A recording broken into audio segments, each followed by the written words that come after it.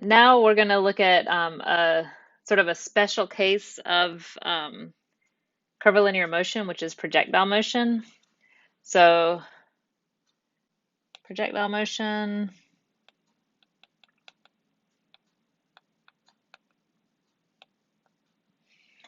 um, the equations that we'd figured out, at the beginning of this when thinking about kinematics, sort of our basic equations are that velocity equals the um, initial velocity plus acceleration times time. Um, the position, so I'm just going to say S equals S naught plus V naught times time plus 1/2 times the constant acceleration times time squared.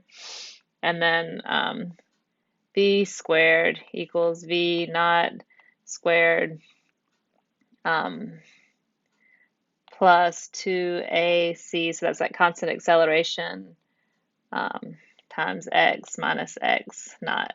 Or actually, we'll make it, we did S above, so times S minus S naught. So those are just sort of our generic equations. Projectile motion is just a special case. So with projectile motion, we have a particle that's moving like this. It only has acceleration due to gravity, and it's a constant acceleration. In the x direction, there's no acceleration. So if we're thinking about in the x direction or horizontal,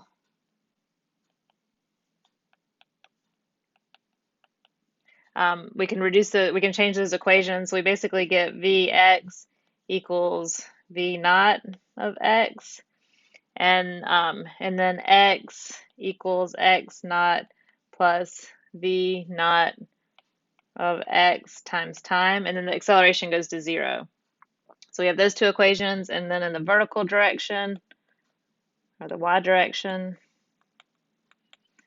we do have an acceleration that's constant, and it's the acceleration due to gravity, which is g, and it's pointed down in the negative direction. So for this, we get v sub y equals v naught sub y minus g times t, and it's the minus sign because it's in the negative direction, the acceleration due to gravity. And then we get y equals y naught plus v naught in the y direction times time minus 1/2 gt squared.